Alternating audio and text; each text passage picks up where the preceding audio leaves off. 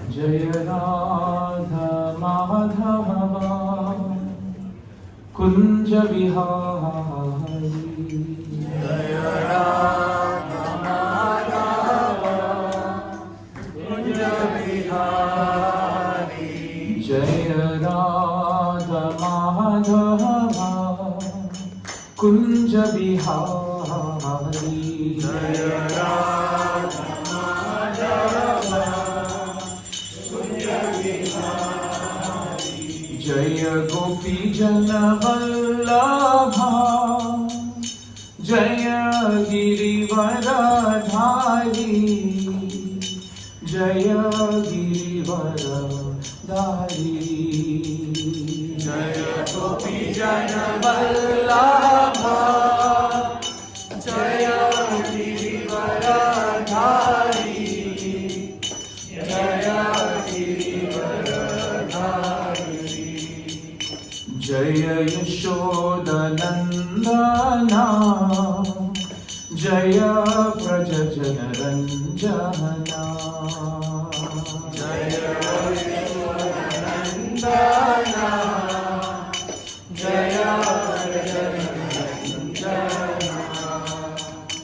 Jai Yashoda Nandana Jai Vraj जनरंजना। Jai यशोदनंदना Jai Vraj जनरंजना। Jai यमुनतीरवनचारी Jai Kunj Vihari.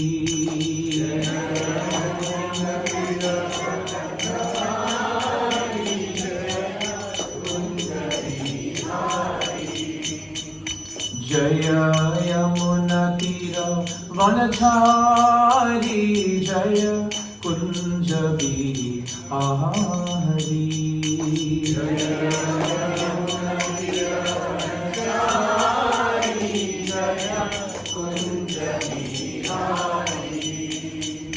Jai यमुनतीरवनचारी Jai Kunj Vihari. Jai यमुनतीरवनचारी Jai Kunj Vihari. Jai यमुनतीरवनचारी Jai Kunj Vihari. Jai यमुनतीरवनचारी Jai Kunj Vihari. Hare Krishna Krishna Krishna Hare Hare. Hare Ram Ram Ram Hare Hare. Hare Krishna Krishna Krishna Hare Hare. Hare Ram Ram Ram Hare Hare. Hare Krishna Krishna Krishna Hare Hare. Hare Ram Ram Ram Hare Hare. Hare Krishna Krishna Krishna Krishna Hare Hare. Hare Ram Ram Ram Hare Hare. Hare Krishna Krishna Krishna Hare Hare. Hare Ram Ram Ram Hare Hare. Hare Krishna Krishna Krishna Krishna Hare Hare. Hare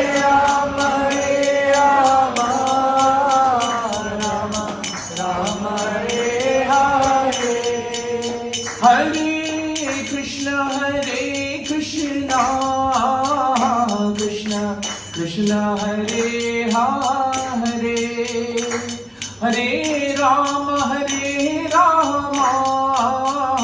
Rama Rama Hare Hare, Hare Krishna Krishna Krishna Hare Hare, Hare Rama Rama Rama Hare Hare. Jaya Radha Madhava, Jaya Kunja Bihari, Jaya Radha Madhava, Jaya Kunja Bihari, Jaya Radha Madhava, Jaya Kunja Bihari, Jaya Radha Madhava, Jaya Kunja Bihari. Jai Shri Shri Radha Madhav ki, Jai Shri Jagannath Baladev Subhadra Mai ki, Jai Srila Prabhupada ki, Jai Srila Gurudev ki, Ananta Koti Vaishnavinda ki, Nitai Gaura Premanande. Om Namo Bhagavate Vasudevaya. Om Namo Bhagavate Vasudevaya. Om Namo Bhagavate Vasudevaya.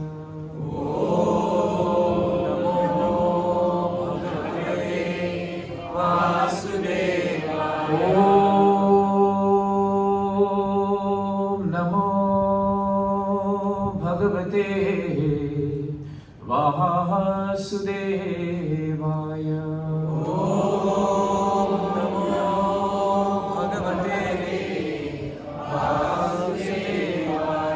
So we welcome all devotees today. Hare Krishna. We are going to read from the 10th chapter of Bhagavad Gita, and the verse will be verse 30. The chapter is entitled The Opulence of the Absolute. Let's chant and we can repeat. Praladaschasmi daityanaha Valaha kalayatamaham Mriganam cha mrigendroham Vainateyascha pakshina Praladaschasmi daityanaha Valaha kalayatamaham Mriganam cha mrigendroham Vainateyascha pakshina Praladaschasmi daityanaha Alaha kalayatamaham Mriganam cha mrigendroham Vainateyascha pakshina. Prabhus. Praladaschasmi daityanaha Kalaha kalyatamaham Mriganam cha mrigendroham Vainateyascha pakshina. Prahladaschasmi daityanam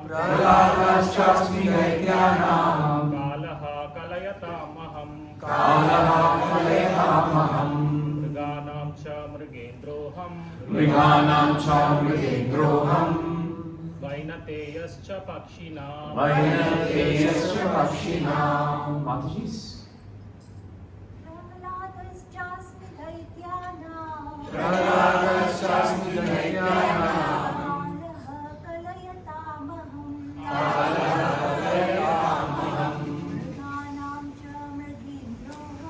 Mriganam cha mrigendroham Vainateyascha pakshina.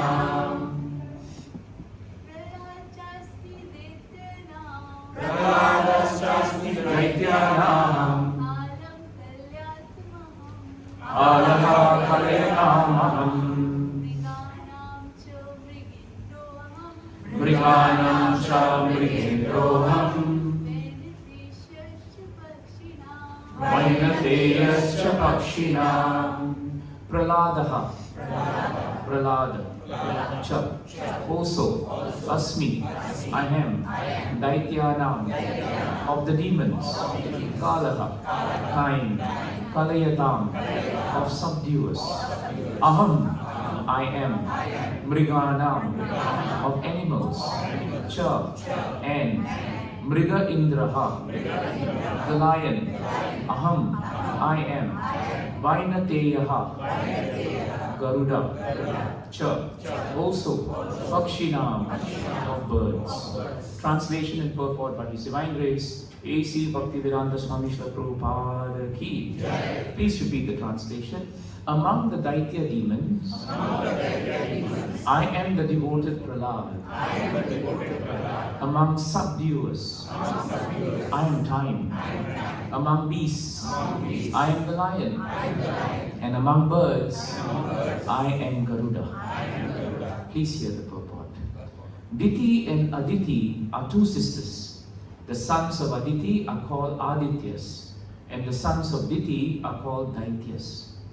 All the Adityas are devotees of the Lord, and all the Daityas are atheistic.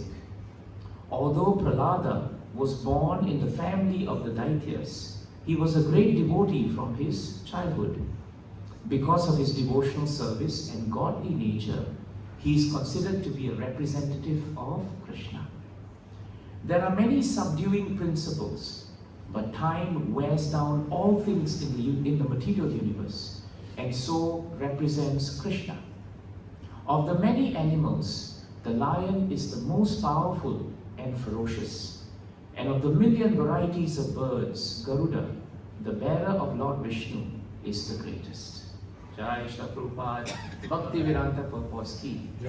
Om Ajnana Timirandasya Jnananjana Shalakaya Chakshurunmilitam Yena Tasmai Shri Gurave Namaha Shri Chaitanya Manobhishtam Sthapitam Yena Bhutale Swayam Rupa Kadamayyam Dadati Swapadantikam Vandeham Shri Guru Shri Yutapadakamalam Shri Guru Vaishnavamscha Shri Rupam Sahajatam Sahagana Raghunatam Vitam Tam Sajivam Savaitam Savadutam Parijana Sahitam Krishna Chaitanya Devam Shri Radha Krishna Padan Sahagana Lalita Shri Shakhan Vitamscha He Krishna Karuna Sindhu Deenabandho Jagatpate Gopesha Gopika Kanta Radha Kanta Namostute Tapta Kanchana Gaurange Radhe Vrindavaneshwari Vrishabhanu Sute Devi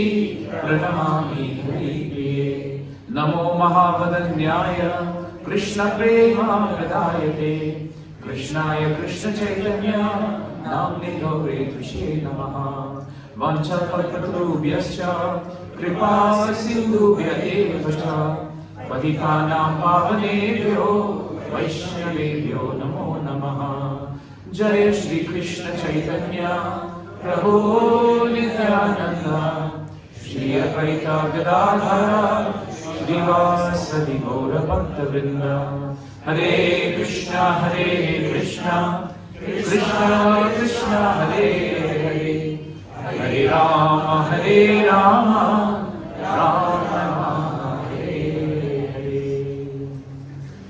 Jai Shri Prabhupada Ki. So we welcome all devotees today to read from Bhagavad Gita and to hear about the wonderful purports that Srila Prabhupada has given us. In this particular chapter is really nice because the whole chapter is about the glories of just one personality, and that is Krishna. The whole reason for us coming together is actually to glorify God. God is known by so many different names, and in so many different parts and so many beliefs, God is always described as the greatest. Whether you come from any faith, it doesn't matter. But always when you read the scriptures of God, you will find without fail, everything starts by stating how great God is. So this 10th chapter is actually a culmination of that point in the Gita. Because while Arjuna was so bewildered and lost his confidence and composure at the very beginning of the Gita, Krishna had to take so much time and trouble and patience to take care of his friend and his dear devotee, and to show him the path of enlightenment. But midway through the Gita, you find that Krishna in this particular chapter brings up a very important aspect of him that is very, very significant for us. And that is that Krishna possesses vibhuti. Vibhuti means his energies and his excellence and his opulence. When you say something is vibhu, it means not only is it very auspicious, but it is also very powerful. It is very powerful. And when someone has vibhuti, that means that person has the opulence of that power. So therefore it is stated in Shastras that since Krishna is the origin of everything, therefore he is the greatest, because everything is coming from him. In this particular chapter, you find that Krishna is picking very normal day things sometimes.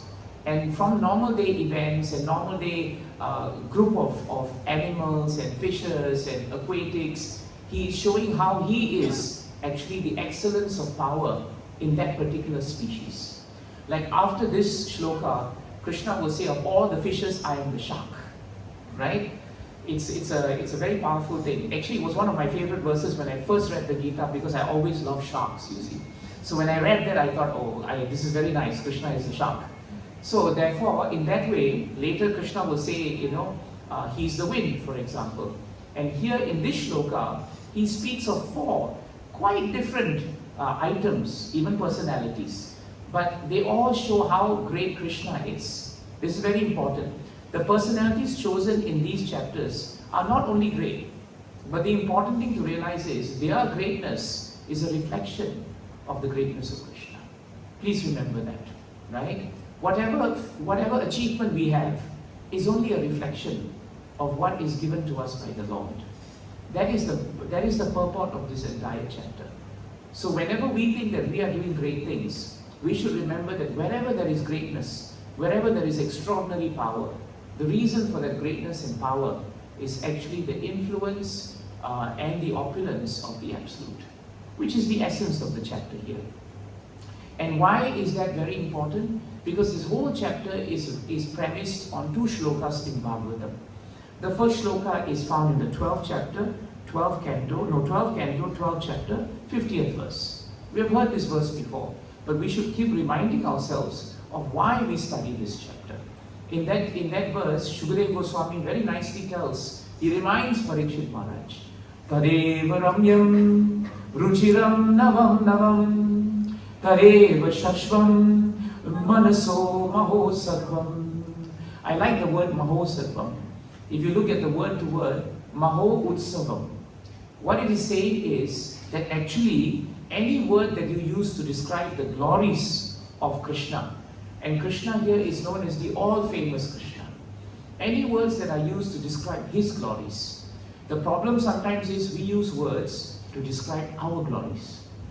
So we have a whole chapter 10 for ourselves also. Of all of this I'm that, of all of that I'm this. But actually that has no value, because we did not create these things and we are just claiming proprietorship over them. We cannot say of all the fishes I'm the shark, because I didn't create the fishes, and how can I be the shark? So therefore, there is a vast difference. Our words, when we interact as devotees, our words should be used to glorify Krishna. And when we glorify Krishna, then these words that we use to glorify him, 3 things are there. They are attractive, they are relishable, and navam navam, they are ever fresh. This is a very important point. So therefore it is stated, Tadeva Ramyam Ruchiram Navam Navam Tadeva Shashvam Manaso Mahosarvam Tadeva Shukhar Navasoshanandrinam Yad Uttama Shloka Yasho Anuhiyate. Anuhiyate means they must be sung. We must sing the glories of the Supreme Lord. And when we do that, then what happens? Look at the translation. Such words that we use to glorify Krishna in chapter 10 is entirely composed of all those words. When we chant chapter 10, these words are a perpetual festival for the mind. Otherwise, what happens is, because we are so materially conditioned, because our devotional service is not advanced, the mind is always giving us trouble. We are finding fault with people, we are criticizing people, or we are always looking at the bad side of things, never seeing the hand of Krishna. But when we are connected to Krishna and we only remember His glories, then the mind flips. The mind, it becomes everything that happens around us becomes a festival for the mind. We are happy, we are peaceful, and they dry up the ocean of misery. So actually, when we are actually very attached to the material objects and we want to enjoy them, they become the ocean of misery for us. But the moment we see that these objects are just reflections of the greatness of Krishna, and that we don't possess these objects, they are not ours to keep, and they are not ours to hold, and eventually they will leave us, but we still appreciate them for what they are, that is opulence. That is why we must understand this point. So opulence of the Absolute, this whole chapter is about understanding Krishna's glories, appreciating His glories, and living His glories. If we don't, our mind will be the source of misery. If you want to dry up that source of misery, then be with Krishna. So this is a very important verse that we must remember. The other verse that's also really important in Bhagavatam is actually just further down from that, or 2 verses before. It's 12:48 of Srimad Bhagavatam. There also, Shukadeva Goswami says the same thing. He says, Sankirtyamano Bhagavan Anantaha Strutanubhavo Vyasanam hi pumsam Pravishya Chittam Vidunoti Ashesham Yatha Tamo Arko Abram Ivati Vataha. See the translation. Shukadeva Goswami says, when people properly glorify the Supreme Personality of Godhead, in other words, if you want to glorify Krishna, do it properly. Right? Don't do it whimsically. Don't just say, Krishna, you're very great, and that's it. We don't have to reinvent the wheel. If we chant chapter 12, we can see the greatness of Krishna. Just chant it before Jagannath, for example, and he'll be very pleased. That is proper glorification. When we properly glorify the Supreme Personality of Godhead, or if we don't know how to glorify, it doesn't matter. Or if we don't have an opportunity, it doesn't matter. Sometimes people say, Prabhu, I don't know shlokas to glorify Krishna. It doesn't matter. Krishna is not interested in you knowing how many shlokas you know. He's not interested in that. Krishna wants you, if you can't do that, there's an option. You just hear about His power. That's it. If you can't chant the shlokas, you hear about Krishna. Today's whole class is for all of us to hear about His power. That's all the class is about.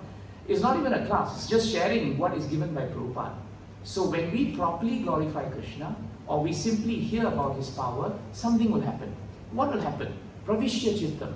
Krishna personally enters into our hearts. Look at the word personally. Krishna doesn't send His agent, He doesn't send some other energies, He personally enters the heart. And when He enters our heart, what does He do? He cleanses away every trace of misfortune.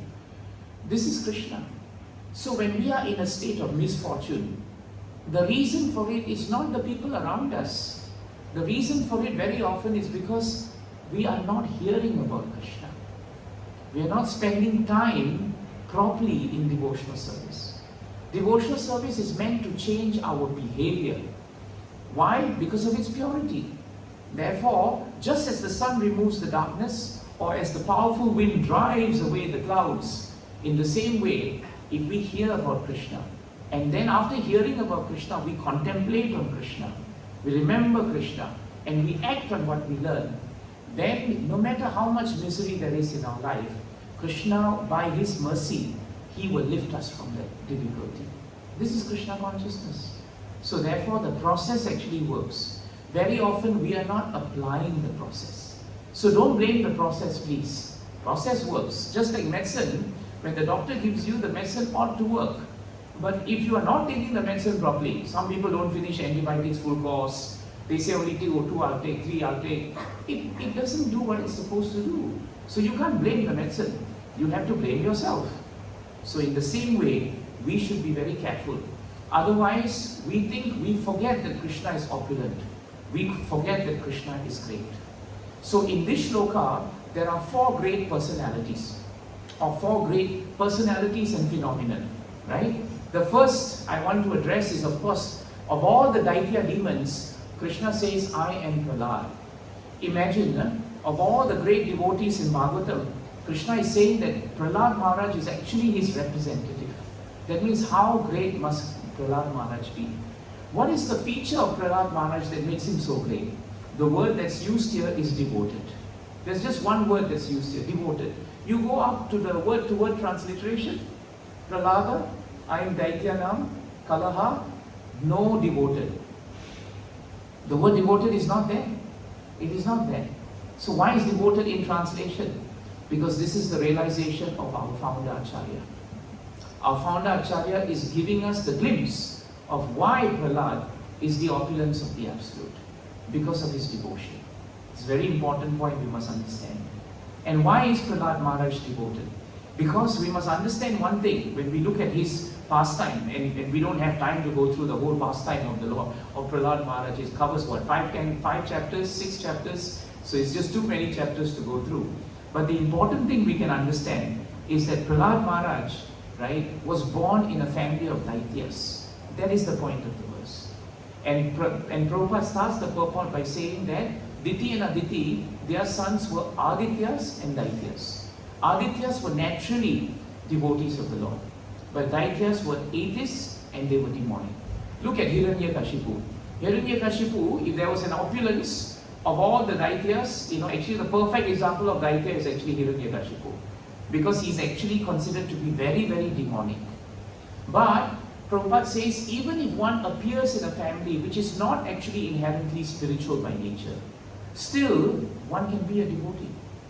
It doesn't matter what our background is. It doesn't matter what our race, our creed, our caste, where we come from. That is not important. The important thing is our consciousness. That is the key. So Prahlad Maharaj in this case is very powerful because he was a very special person. Even though he was born into a family where there was no opportunity for him to remember Krishna, by Krishna's mercy, when Kayadu was actually taken to the hermitage of Nagada, Prahlad Maharaj was given the opportunity to hear Bhagavatam. After hearing Bhagavatam, he was sent back and he was with his father. He grew up with demonic classmates, he grew up with demonic teachers, and yet despite being surrounded by demonic mentality, he never lost the touch of devotion.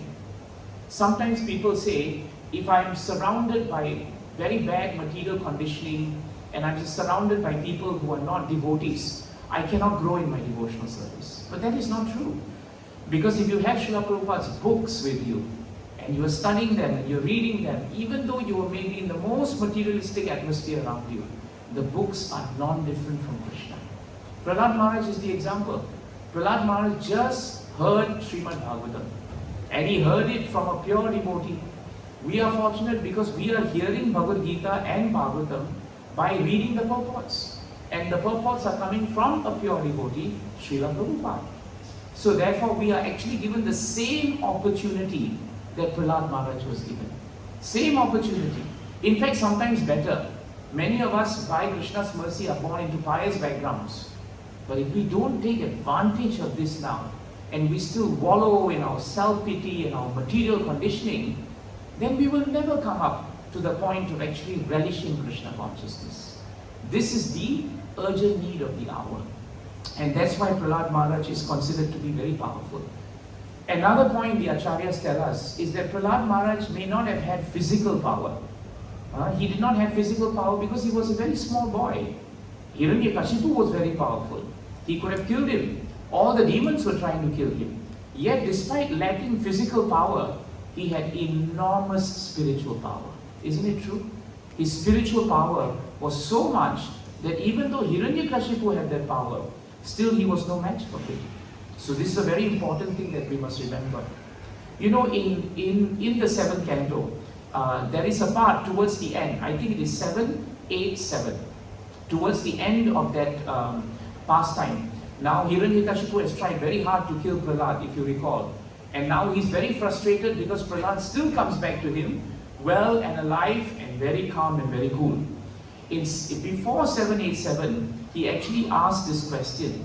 He says, before that, he says, Prahlad, you rascal. I think it's the verse before that maybe.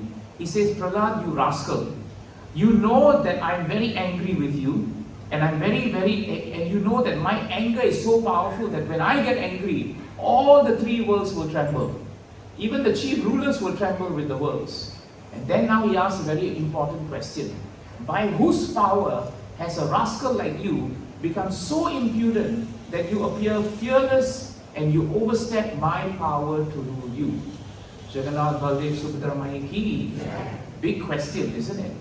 This is the question he's asking. Such a small boy, I tried so many ways to kill him. In the end, I could not. So now he's asking an important question. By whose power have you become so powerful? At least one thing Hiranyakashipu got right. He realized that there is some power behind Prahlad. That's a good realization. Sometimes we don't even have that realization, right? We always think that there's no power anywhere. But he had realization. Who is the one behind you? And then Prahlad Maharaj then gives him the best advice. That's why of all the Daityas he's Prahlad. That's why, because of this advice. In 787 he says, Na kevalam me bhavatascha rajan savai balam balinam cha paresham pare varemi stirajandamaye brahma dayo ye navasham pranitaha. And the meaning is very beautiful. Prahlad Maharaj says, my dear king, mind you, he doesn't call him father here. Huh? No more father already. Why? Because the time is coming. The time is coming. So he says, he addresses him as a king. You're very opulent. You're a great personality. Now let me tell you something. The source of my strength, of which you are asking, is the source of your strength also. What a profound statement. You think about it. To be able to tell Hiranyakashipu that factually speaking, I'm not stronger than you. You see the point? I'm not stronger than you. I'm not more talented than you. I'm not greater than you. I'm nothing. The real source of strength that pervades you is the same source of strength that is in me. And then he says, indeed, where is it? Indeed, the original source of all kinds of strength is one. So don't ever think Krishna is biased. Oh, he's taking care of him. He's allowing him to eat more prasadam, but I don't get enough prasadam. Don't blame Krishna for that. Right? The source of strength is one.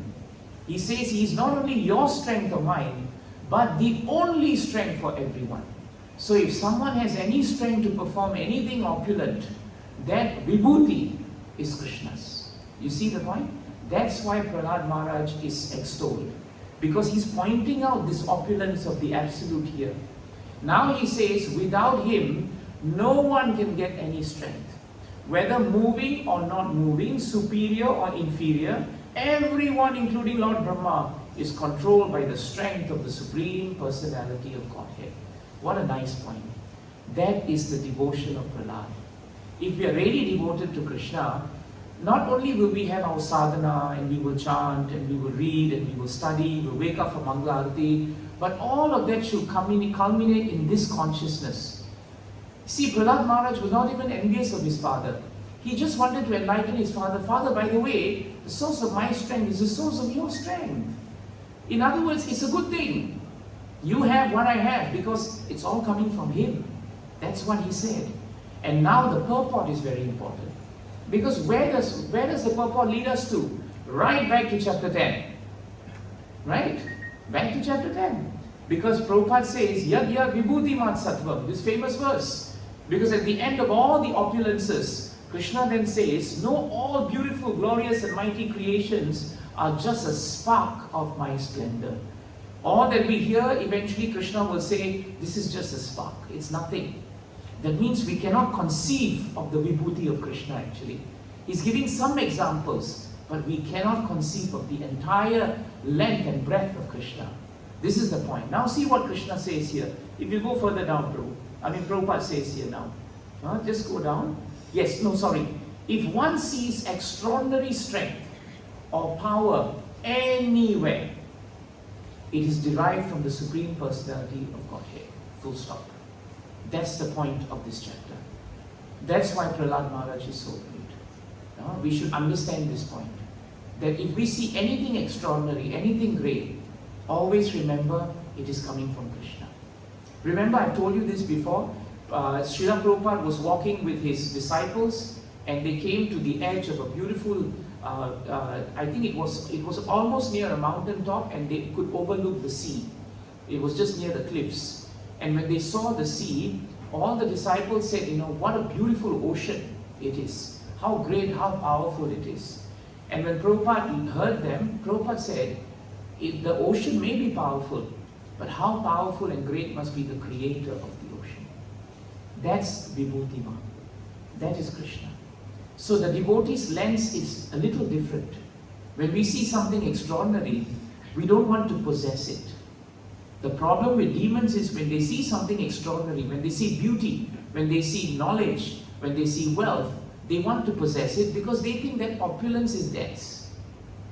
But for devotees like Prahlad Maharaj, of all the Daityas, he is Prahlad, they don't want to possess anything. Prahlad Maharaj was telling to his father, my dear father, or my dear king, my strength, right, is not my strength. And you know what? The best part about this strength is everybody can share it. Everybody can share it. That's the beauty of it. Just like when prasadam is offered and it comes down, everybody can take it. Isn't it? Prasadam is also vibhuti, actually. It is the opulence of Krishna. Everyone can take it. If somebody comes and tells you, Prabhu, you can't take prasadam today, come and see me. I really want to talk to the person because he's missed the point. He's missed the point. You see? So therefore, actually Prahlad Maharaj was saying, all of us have access to the reservoir of strength. That is Krishna. And that is an amazing realization that we should. It will change the way we think of life actually.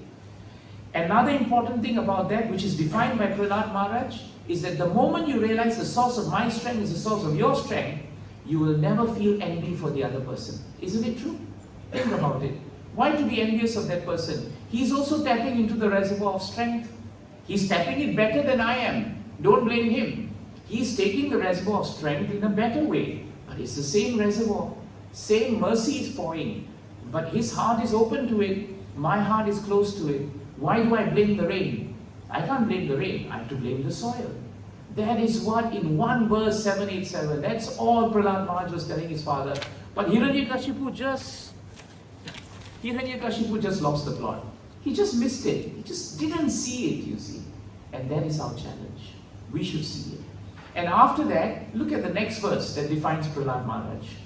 In the next verse, 789, this is also really nice. In this verse, he says to him, and that's why Prahlad Maharaj is such a great devotee. He gives him such a nice, it's one verse after 787, 787, 8 and then 9. In 9, he gives him very good advice. He says very nicely, we can chant the shloka together. Oh, this is nice. Okay, let's go on. Jasuram bhavam imam tvad admanaha samam manodasvana shanti vidvisaha rite jitad admana utpate stitha taddi anantasya mahasamarhanam. See the translation. The translation is very nice. Prahlad Maharaj is continuing. He says, my dear father, please give up your demonic mentality. Do not discriminate in your heart between enemies and friends. Make your mind equipoised toward everyone. Except for the uncontrolled and misguided mind, there is no enemy within this world. When one sees everyone on the platform of equality, one then comes to the position of worshipping the Lord perfectly. This is devotion. Now, Prabhupada's purport is very beautiful. Look at here. Now, let's go a bit further down, Prabhu. A little bit further down. Little bit further down. Some more. Yes, there you are. The only bona fide process for controlling the mind is to fix the mind by the service to the Lord. We create enemies and friends according to the dictation of the mind. But actually there are no enemies and friends. You see the point? So Prahlad Maharaj is actually telling us an important point. We live in a world where we keep thinking we have enemies and we have friends. One day a devotee says something nice to you, you're very happy. Ah, the devotee is my friend. The next day the devotee tells you something not nice but well-intentioned. Mataji, you shouldn't have done that. Prabhu, you shouldn't have done this. It's well-intentioned. Then we think, oh, now I will mark you as my enemy. Then my whole life, right, is divided, you know. When I walk into Gauranga Center, this is enemy, this is friend. This is enemy, this is friend. Hopefully you have more friends than enemies. Otherwise you shouldn't be in Gauranga Center. But that's the problem with us. We all think that way. Prabhu, if the white light is not there, maybe some other light. Oh, this looks even better. Thank you. Yeah. Advaita Prabhu is trying to do something, is it? Okay. Yeah, so you see, the point is that actually, when we want to be devoted like Prahlad, these two practical things are the only two things we need. We need to first of all understand that nobody has any strength except if it's coming from Krishna. So why are we fighting with each other about strength? It's all coming from Krishna. Second, we should always know that factually speaking, the only enemy we have is the enemy of the mind. When you start finding fault with people, first of all, please look to your mind. If your mind is not stable, if your mind is not guided by higher principles, you will always find divisions. You will always find dualities. And that will not help us actually. It will not help us. So these are the two qualities that really define Prahlad Maharaj. Now, since we were talking about Prahlad Maharaj, I thought it would be nice for us to also look at, since Nrsimhadev is involved in Prahlad Maharaj's pastime, let's look at the lion. It's just there, you know, it's flowing there. Krishna says, of all the animals, I am the lion. And that's why the lion is the king of the jungle. And Prabhupada writes there that the lion is also, the lion is described as very ferocious, right? Very ferocious and very powerful. This is the greatness of the lion. And that's why, right, a vibhuti of Krishna is the wonderful form of the half lion and half man, which is the form of Nrsimhadev. And the form of Nrsimhadev, if you recall, was so powerful, so unique, that when Prahlad Maharaj, when Hiranyakashipu saw, the first time when he saw Nrsimhadev coming out of the pillar, you recall in Bhagavatam, he was a bit bewildered. He began to think, who is this creature? Then he began to think, what is this creature? You know, it looked very, very different, you see. He had never seen a half man, half lion. But then you will realize that as the pastime unfolds, when Nrsimhadev is fighting with Hiranyakashipu, if you read the fighting scenes carefully, you realize that there's very little man in Nrsimhadev. It's all lion actually, right? Because he was extremely ferocious. You've all seen amazing dramas, isn't it, that we had in Gauranga Center, right? And you have seen how ferocious Nrsimhadev is. And in Bhagavatam actually, the description of Nrsimhadev is very, very ferocious. Because by the end of the time when he has completely decimated Hiranyakashipu, what is left of Hiranyakashipu? There's nothing much left of him because he's actually torn apart and the entrails are put on the Lord, right, as a garland. That is the greatness of Nrsimhadev. That is the power of the lion. The lion is considered very powerful and Krishna's representative is therefore the lion. In fact, when you remember Nrsimhadev pastime, I think that's in the 7th canto. I think it's just before 9th chapter, 8th chapter. You find that at the end of it, Nrsimhadev was still very angry.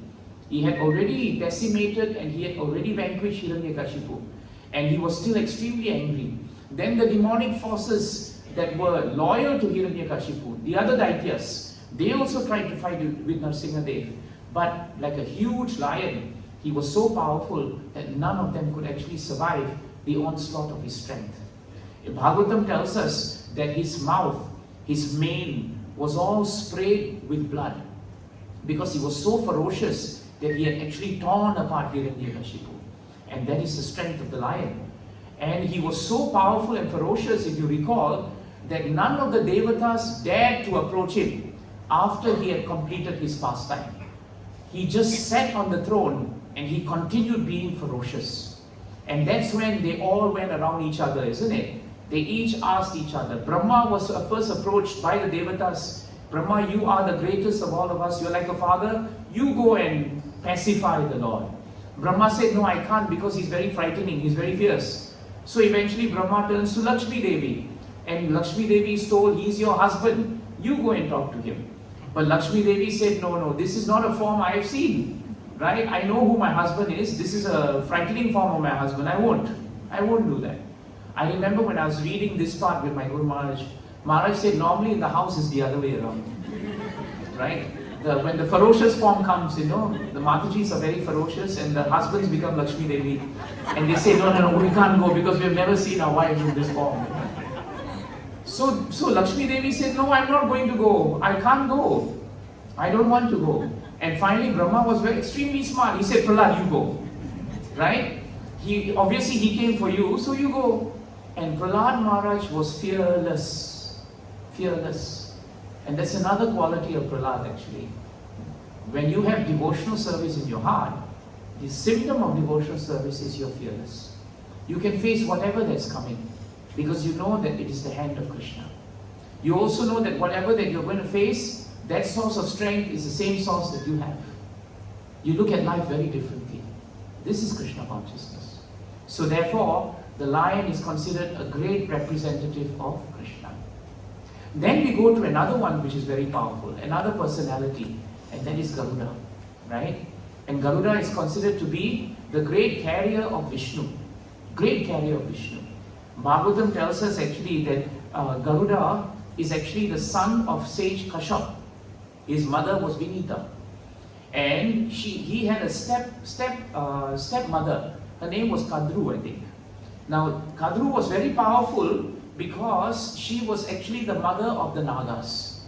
All the serpents, she became the mother, and Vinita became the mother of just one child, and that was Garuda.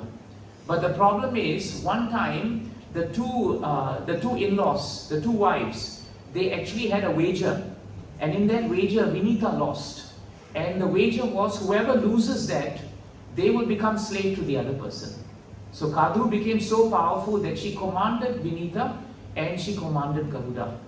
And so what happened was, she told Garuda that the only way for you and your mother to come out of this bond is you must get Amrit from the Devatas. Now Amrit is the nectar of immortality that the Devatas guard with their lives, right? The only other group that loves Amrit are the demons. And that's why the demons are always fighting with the Devatas. So Kadru wanted this Amrit for herself and her children, thousands and thousands of snakes.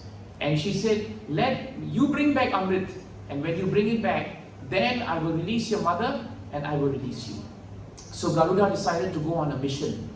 And he had to battle so many battles, not only with the Devatas, who were very powerful, but because Garuda was blessed with the power of great strength, he could surmount them. In Bhagavatam and in Garuda Purana, if you read about the description of Garuda, Garuda is considered to be as powerful as Hanumanji, right? These two are the pillars of strength when it comes to devotional service. Not just in terms of their devotion, but also in terms of strength. Don't forget in Bhagavatam, when the great Mount Mandara came down into the ocean, if you recall, the churning of the ocean, the mountain just slipped into the waters because the Devatas and the demons could not keep them up. And when that happened, remember before that happened, as they were carrying Mount Mandara, the Mount Mandara also fell on them.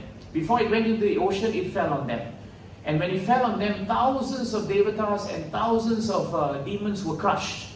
The demons never shouted for Krishna, but the Devatas shouted for Krishna. And Krishna as Lord Vishnu flew on the back of Garuda. And when he flew on the back of Garuda, Bhagavatam tells us that it wasn't Lord Vishnu who lifted the mountain. It was Garuda.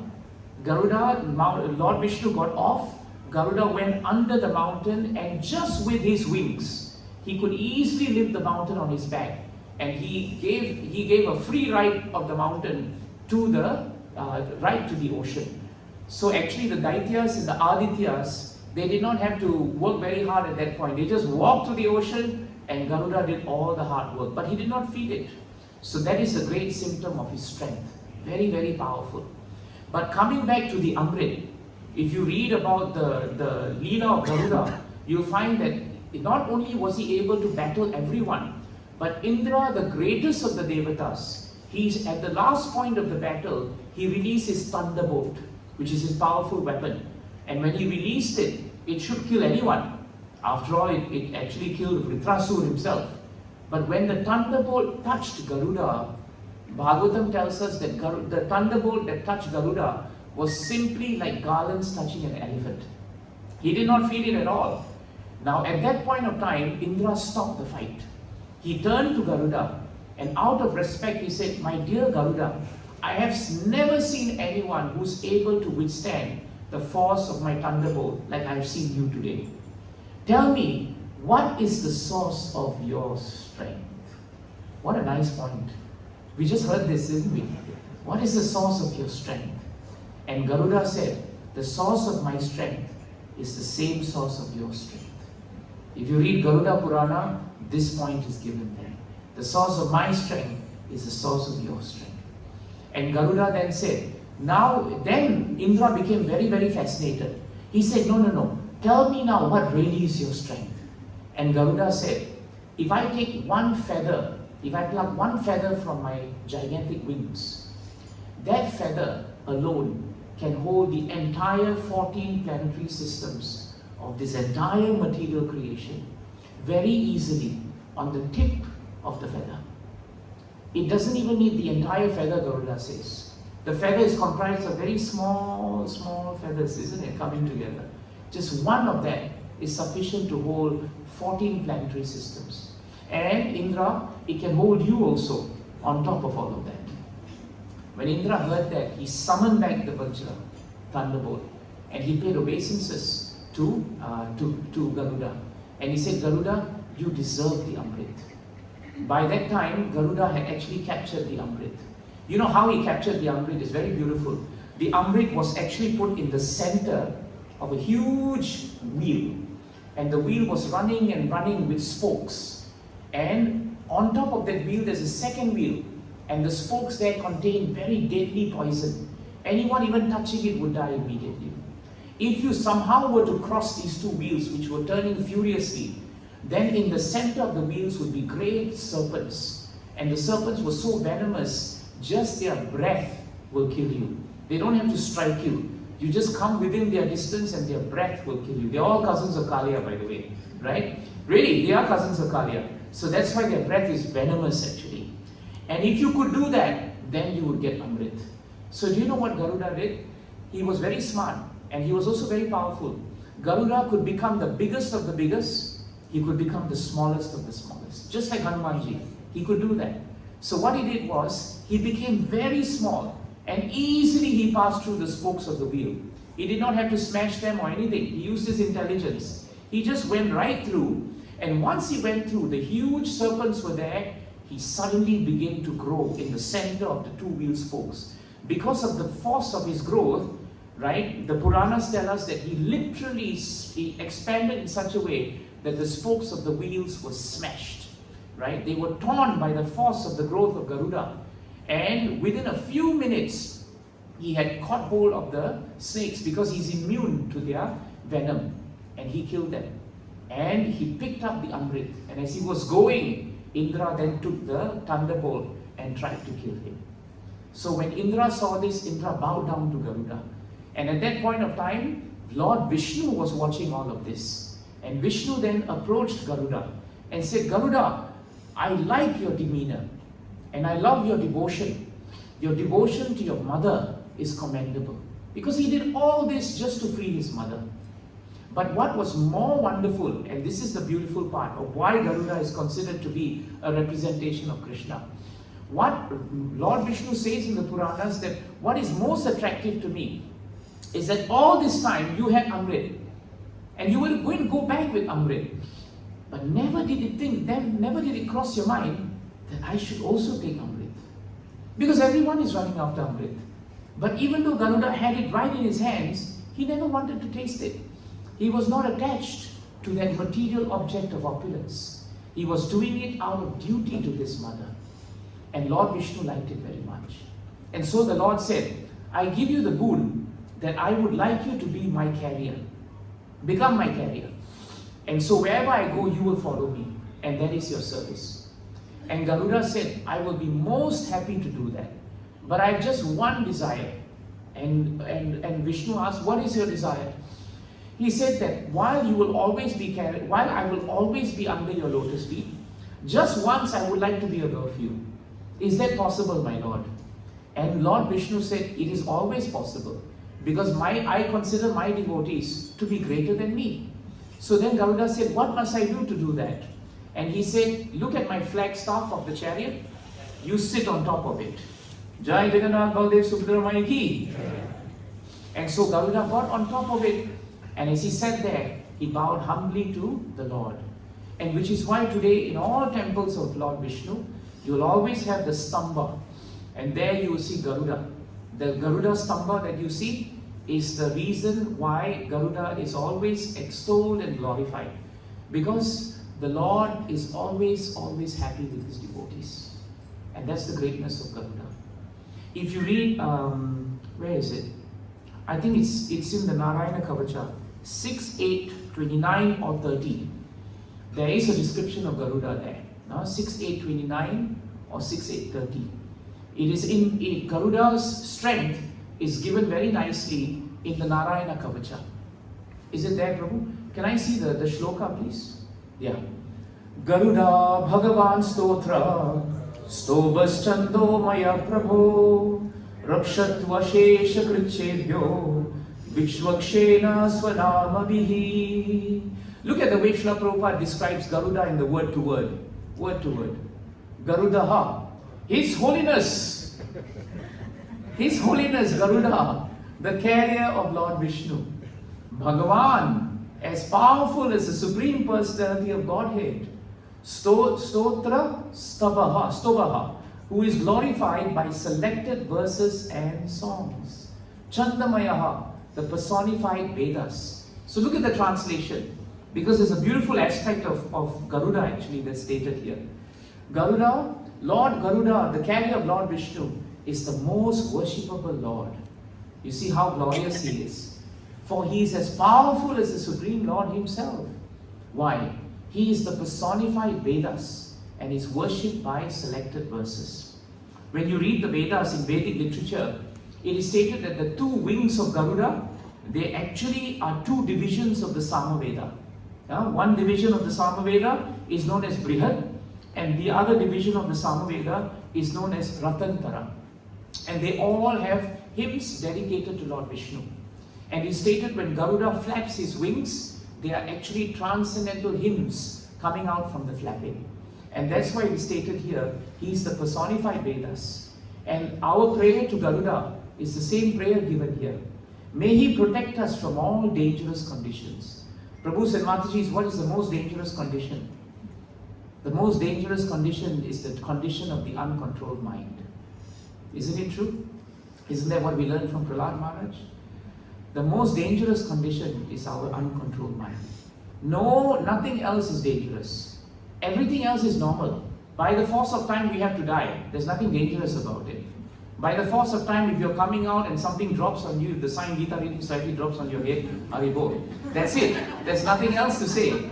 Right? It's very auspicious. You just, sit down hearing and then outside the sign falls on you. That's all right. But the greatest danger we have, and that is the protection we seek from pure devotees like Garuda, is actually the uncontrolled mind. So that is why Garuda is so great here. And here also protect us from all dangers by his holy names. So Garuda is a great devotee of the Lord. He's very, very devoted. Just like Prahlad Maharaj is devoted, Garuda is not only very powerful, but he's also very devoted. Very devoted. If you recall, in 9th canto, there was the episode of Shabri Muni. Shabri Muni thought he was a very powerful, great sage, and he went into the waters, and there he was meditating, long time, long time, and he thought he could control his mind and his senses. Suddenly one day, after many years of being in the waters, he just opened his eyes a little bit, and he saw two fishes actually mating. And the moment he saw the fishes mating, his mind became disturbed. Again, who's the enemy? Do you blame the fishes? Don't blame the fishes. It's the most natural thing for fishes to mate in the water. But it's not natural for a yogi to be sitting in the water, isn't it? And opening his eyes with an uncontrolled mind, he became agitated. He became agitated. And when he became agitated, he came out. He went to see the king. And he demanded the hands of the queen of his princesses, his daughters, to get married. This is the challenge of a disturbed mind. Now, Prabhupada writes in the purport that why did Shabri Muni do so much of penance and yet he was not able to control his mind? Two reasons are given. One, he was not performing devotional service. If you perform devotional service, your mind is naturally controlled. If your mind is not controlled, the simple truth is your devotional service is lacking. Don't blame anyone. We go back to the drawing board, we look to our own sadhana, we look to the way we are thinking. The problem is us. It starts with us, it ends with us. But the second reason is important. The second reason is once Sabri Muni was in the ocean, if you remember, and he became very attached to the fishes there. Now Garuda is a bird. Even though he's a devotee, he's still by nature a bird. And therefore his natural prey were fishes. And they were snakes. He was moving according to his natural propensity.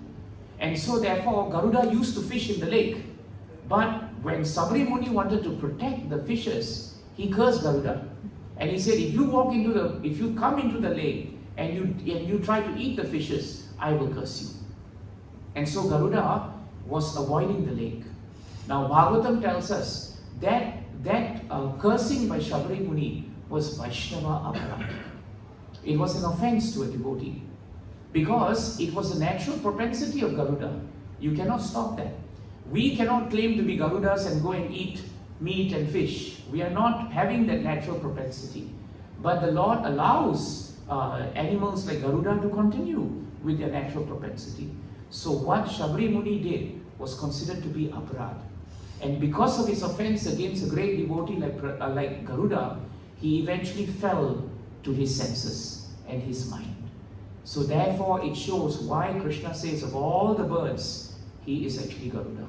Because he's really powerful and Garuda is an amazing, amazing personality. Now we come to the last factor, which is a very important factor. And that factor is time, right? We all know that time is very powerful because Krishna says in the 11th chapter, Kalosmin, he says himself that he is actually time. And over here also, Krishna says, among subduers, I am time. This is very interesting because sometimes what happens is we forget to understand that the nature of time, amongst many other things, is to subdue. And in this shloka, Krishna is highlighting to us that time has a nature. Time has a nature. And what is that nature? The nature is it subdues. Prabhupada writes in the purport very nicely that there are many subduing principles. What is it to mean to subdue? Subdue means to suppress, to stop, to end, or to even check the progress of something. In a positive way, in our sastras, the four regulative principles are subduing principles actually. They are actually subduing principles. Because they subdue your urge. The urge to intoxicate. The urge to break the regulative principles. The urge to be, in unwanted or undesirable association.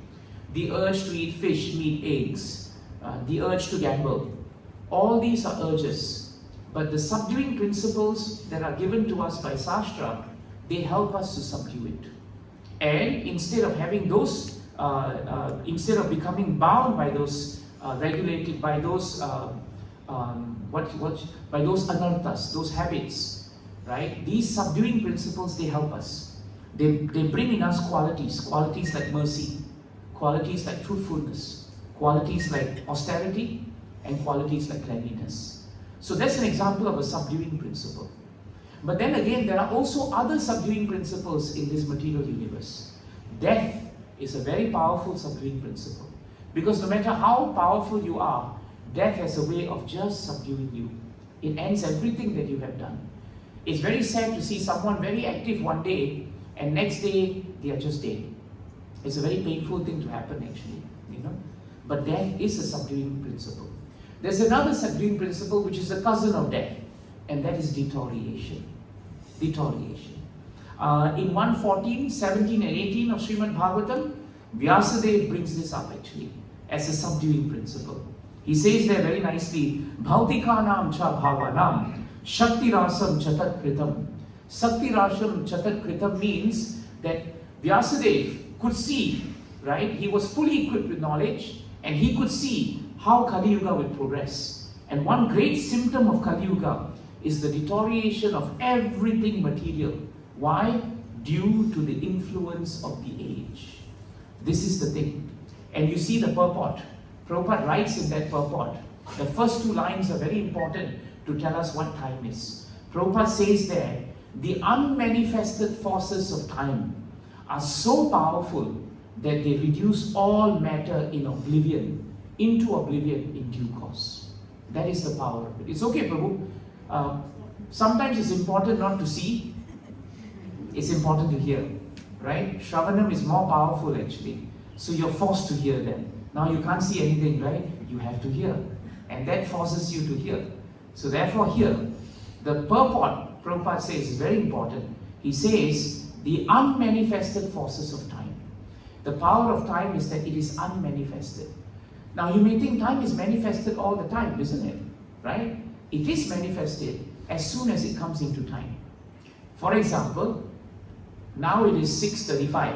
Oh, it's already 6:30. Okay, now it's 6:30. I should be stopping soon. It's 6:30, 6:32 now. What is unmanifested is 6:35. You follow?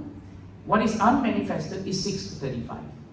If you follow what Prabhupada says, the unmanifested forces of time are so powerful that they will reduce all matter to oblivion in due course of time. When 6:35 comes, something would have changed. We are 1 second, 1 minute into oblivion. Our bodies are deteriorating. We are 5 minutes into deterioration, 10 minutes into deterioration, 15 minutes into deterioration. That is the meaning of unmanifest. So time can manifest when we are in the present. But unmanifested time is in the future. But it will come. And even that is so powerful. Because you cannot escape the future. The only way to escape the future is to die now. Right? That's the only way you escape the future, by dying now. There is no other way except to go through the future. You see the point? That is known as unmanifested. So this is the power of time actually. The power of time, Bhagavatam tells us, is that time has the capacity to actually be the platform. No matter how many subduing principles are there, death, disease, old age, birth, they are all part of subduing principles. But they all must function on only one platform, the platform of time. The whole material manifestation can only function on the platform of time. Without time, there's no beginning, there's no middle, and there's no end. So sometimes we don't think about this because we have no time, right? We're thinking about so many other things, we have no time to think about time. And that's our problem, because time is running. Time is running. So therefore, one thing we must accept, and this is a very powerful point. Why does Krishna say time is the most powerful of all the subduing principles? Because one, no one can escape it. And two, if one uses it in Krishna's service, then time doesn't affect the devotee. This is very important. If you can steal time for Krishna, then time doesn't affect you. Right now, for the last 1 hour, our time spent with Krishna is not affecting us. It's not affecting us in the sense that our mind is not in material consciousness. Our time is well spent. And this time is our friend. This is a very important point. This time actually becomes our friend. Otherwise, what happens is, time makes beautiful people into ugly people. Even however much beauty you have, as time goes, when you look at yourself in the mirror, and then 10 years ago you look at yourself in the photo, you'll think, is it the same person? Right? Nobody says, I'm 60 years old, I'm looking better than I was 20. Doesn't happen. It happens, you probably went for a few nose jobs and whatever things, Botox and all that. Okay, you may look better. But that's not true. That's not true. So people who are beautiful, they turn ugly on the basis of time. People who are strong turn weak on the basis of time. People who may be very healthy become sick. Active people can become inactive. The living can become dead. So therefore, time subdues everything. And the most important thing is time subdues vanity. It subdues vanity. Because when you're vain about your power, like Hiranyakashipu was, he forgot that the source of strength was the reason for his power. It was Krishna who gave him so much power. When Krishna withdraws the power, there is nothing left. When Arjuna was trying to save the queens from the infidels, he realized he could not do that. But he did not become morose because he realized that the source of his strength during the whole Mahabharata war was actually Krishna. But now he said, I am the same Arjuna, I have the same Gandiva bow, I have the same arrows, I have the same chariot, I have the same horses. But because Krishna has withdrawn his opulence, his vibhuti, he has withdrawn it, now I am nothing. I am nothing. See, a devotee who uses time for Krishna is given the consciousness to understand that. When time deteriorates who we are, devotees are more accepting of that deterioration. When we are not well entrenched in devotional service, we will not accept the deterioration of this world in a very good way. We will fight it. We will be frustrated. Instead of that, devotees continue devotional service. Which is why it is stated in Bhagavatam, isn't it? The rising and setting of the sun means that all must deteriorate, except the devotee who's using that time for Krishna. That is why devotional service cannot be subdued by time. Everything else in this world is subdued, but devotional service cannot. What is it? 3:25:38. Na karyinchin madharaha shantarupe nakshandino me nimiso ledi hedihi yeshamaham priya atma sutascha. What is the last one? Sakha guru suhrido daivamishtam. See what Devahuti is told by her son Kapila Dev. My dear mother, devotees who receive such transcendental opulence are never bereft of them. Neither weapons nor the change of time can destroy such opulences. Why? Because the devotees accept me as their friend, their relative, their son, preceptor, benefactor, and supreme deity. They cannot be deprived of their possessions at any time. So Prabhupada writes somewhere in this purport, it's a long purport. Prabhupada writes one point. He says, if a devotee accepts Krishna, the Lord, as your child, right? Then when that person dies, the Lord as the child will actually be there. He can even perform the funeral rites for the devotee. If the devotee, Prabhupada writes in the purport, accepts Krishna as his friend, Krishna will never cheat him. How wonderful. Therefore, even though time is very powerful, time is Krishna, right? Those who fear time don't understand time as Krishna. Please remember that. If you fear time is running, then you don't understand that time is Krishna. But if you understand that time is Krishna, there is no fear that time is running. Because as time is running, you are engaged. All of you are so well engaged in devotional service. That's why time doesn't affect you. It may affect your body for a while, some issues are there, but Krishna always gives you the intelligence to adapt. Isn't it? My hand cannot do something, the other hand can do something. I can't walk very well, but never mind, I'll come. Look at Kandarpa Koti Prabhu. Kandarpa Koti Prabhu is in his 90s, right? He's in his 90s. And yet, I was watching him just now. He wanted to go up to take the incense, right?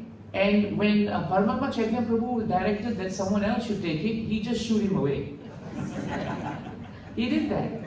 And for a while I was thinking maybe I should go and take the incense. But I realized that this is his devotional service. He wants to do it because his mind is so fixed on Krishna that his mind and his consciousness is alleviating him from the discomforts of his body. So time may be a subduing principle, but because the source of his strength is Krishna, he can actually have the determination of the mind to get past it. This is Vibhuti. This is why we are studying chapter 10. This is how we understand and we put into practice chapter 10. What Prabhu is doing is the practical thing, what I'm speaking for full 1 hour. It's all theory because I'm just speaking it. But he's practicing it. When you hear of devotees not being well, still coming to the program, not doing well in health, but still doing the services, in so much of inconvenience, but still pushing themselves, that's devotional service. That is the understanding that the source of our strength is not my strength, it's Krishna's strength. It is the reservoir of all strengths. And this is Krishna. And so I end with one last shloka which is very important for time. 3:29:45. This is one of my favorite shlokas. I remember Maharaj maybe, remember the shloka many times because he loved the purport and he loved the translation. So ananta anta karaha kalaho. This is a description of time. Anadir adi krid avyaya. Janam janena janayan. Marayan mrityu antakam. Mrityu antakam. So mrityu antakam. Now look at the translation. This is the last verse in the entire chapter where Kapila Dev is speaking about time. He ends it with this verse. The eternal time factor has no beginning, it has no end. This is time. There's no end and there's no beginning. It is a representative of the Supreme Personality of Godhead, exactly what today's verse is saying. And it is the maker of the criminal world. Powerful, huh? Why? It brings about the end of the phenomenal world. It carries on the work of creation by bringing one individual into existence from another. And likewise, it dissolves the universes by destroying even the Lord of Death, Yamaraj. We said just now, death is a subduing principle. Now do we understand that above death is time? Because time subdues even Yamaraj. If Yamaraj has to be finished by time, you and I stand no chance. Because we'll be finished by Yamaraj first, right? Then he's finished by time. This is the power of time. Now, why is this world considered criminal? It's considered criminal because we don't remember Krishna. We came here to be separate from Krishna. Therefore, it is criminal because we are still attached to the things that take us away from Krishna. And we still insist and are stubborn about it and still want to be involved in it. That's why we're criminals, right? And that's why Durga Mata is the superintendent of this prison. Because we're all criminals. Now you see how it fits. Now look at the purport. Prabhupada says very nicely here. Okay, in the purport, Prabhupada says, by the influence of eternal time, which is a representative of the Supreme Personality of Godhead. Look at this. The Father begets a Son. And the Father dies by the influence of cruel death. But by time's influence, even the Lord of cruel death is killed. In other words, all the demigods within the material world are temporary, like ourselves. Our lives last for 100 years at the most. And similarly, although their lives may last for millions and billions of years, the demigods are not eternal.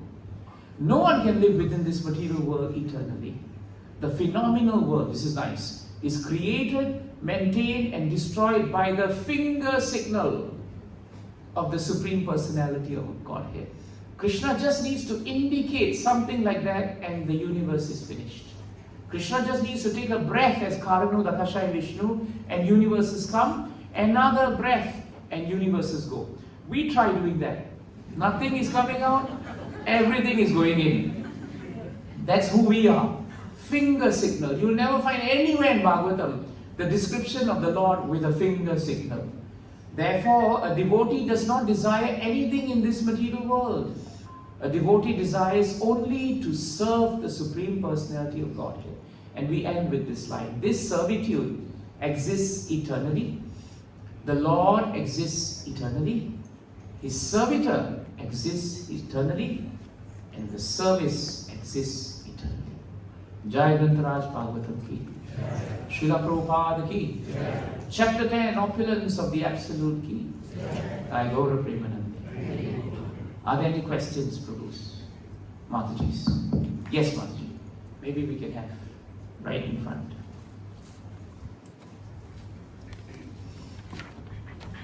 Actually, this lighting is quite nice, huh? It's a nice setting. Yes, Mataji, please. Hare Krishna Prabhuji. Thank you for the wonderful class. My question was the Garuda Puran. It's auspicious to read the Garuda Puran when someone passes away. So is there some pastime or significance in relation to Garuda? Actually, it's very interesting. If you read the Garuda Puran, some parts are glorifications of Garuda, but a lot of parts is about death. It's actually about death. It's about the process of the death. It's about the rituals and prayers connected to death. It's all there actually, you know. I remember asking my Guru Maharaj, why has Garuda got to do with death? You know, and he replied very simply. He said that the Puranas, they are named after different devotees. Like Skanda Puran is named after Kartikeya, right? And Kartikeya's virtues are nobility, bravery, courage. Garuda is a powerful bird, and he also represents death to many of his prey, like snakes. So when Garuda is powerful, death is as powerful, if not more powerful than Garuda. So the Puran, which is described as Garuda Puran, also has within it the passages of the leaving of the body. And that's why the word Garuda is given there. But so the Garuda Puran is very famous also for understanding the passage of the movement of the body. So if you have read, for example, Bhanu Swami has translated Garuda Puran very nicely. And if you have the book, you know, you'll find that a lot of it has to do with the passing of the body. Is that helpful, Mataji? Any other question? Yes, now Garuda Puran.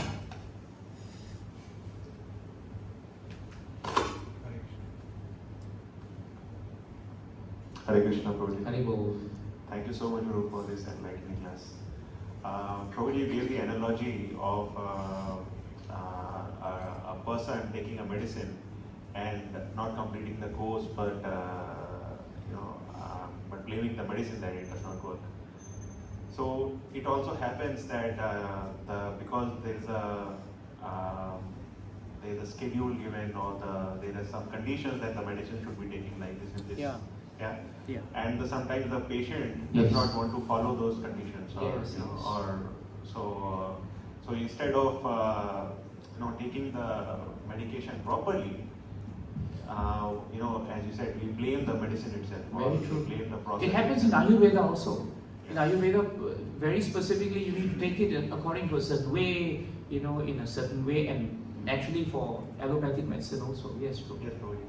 So similarly, in this process of devotional service, many times we see that we fall short of following those the guidelines or the process or the way it should be followed. Yes. And then, because of our very miniature faith, we start questioning the process rather than questioning ourselves. I mean, Yes. we know that it is our shortage, but we don't want to focus on it, accept it. Rather, we blame it outside. So, how do we,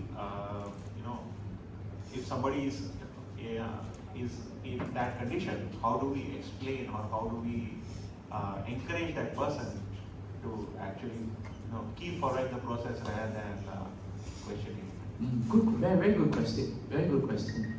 I think the challenge when someone is trying to follow the process of devotional service, but they fall short of it, and then they don't see the results of it, and they lose faith, for example, right?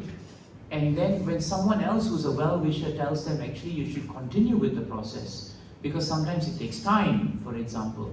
Like for example, it is very nicely stated that if you already have jaundice, for example, you need to take sugarcane. But it takes time for you to get past that illness. And some people are very tired of it, they're impatient, they don't want to hear. So then, what do you do with such situations? Two things you can do, Prabhu. One is, you should be as determined as they are not to follow. You should be determined enough to continue to advise them, continue to pray for them, continue to be there for them. Because sometimes it's not just the principle of devotional service that they should recognize. Sometimes they may not be hearing it from the right source. If you have a relationship with a person, and the relationship is based on love and reciprocal exchange, of respect and trust, then the chances of you being able to touch their hearts, to tell them that this will take time, continue with it, don't be discouraged, will be greater. But if the relationship breaks down or it's not there, then trying to tell them something because they don't respect you or they don't accept what you say, it becomes very difficult. So therefore, some adhikar must be there. Some adhikar must be there. I find that is the best way that someone can get through to someone.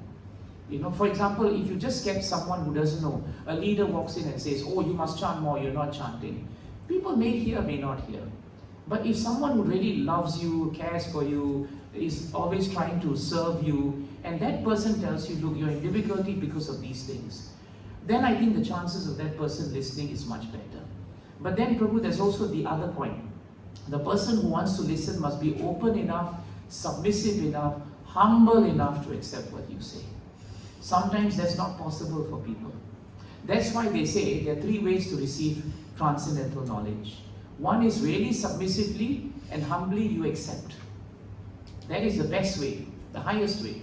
The second is, you, instead of accepting that way, you tell yourself that I have to experience it to accept it. Then experience becomes your teacher. That means someone tells you, hey, when you come out of Gita Reading Society, there's a ditch there. Don't fall into the ditch. Supposing I don't want to hear you because I don't like you, or I'm envious of you, then I'll say, never mind, let me experience it. Then you fall into the ditch, and then you come out and say, you're right. Right? That is the other way. Or you could be smart and say, someone has said that. Obviously, they are my well-wisher. Let me accept it. Let me be careful. Let me follow it. You see. So this is very important, and it will not happen unless there are relationships.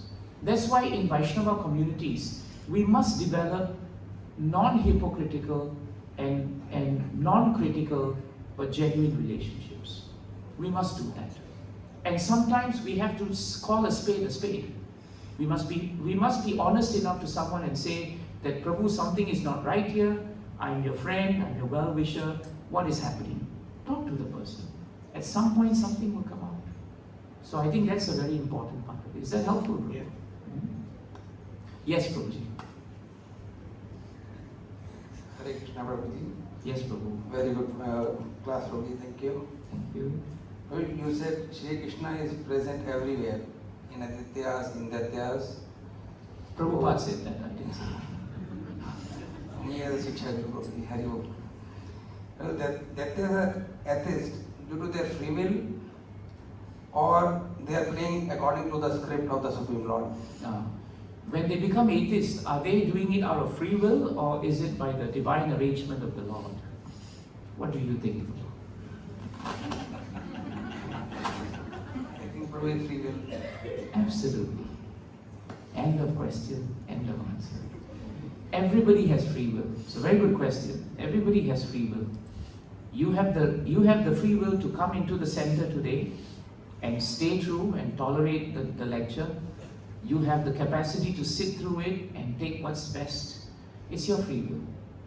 You have the free will to believe in a God or not believe in a God. Ultimately, someone can impress upon you something. Someone can persuade you in a persuasive manner. Someone can provide you with evidence of something. But if the mind is not willing to accept something, then ultimately it is the free will of the mind to accept it or to deny it. So we cannot say that that is Krishna's arrangement.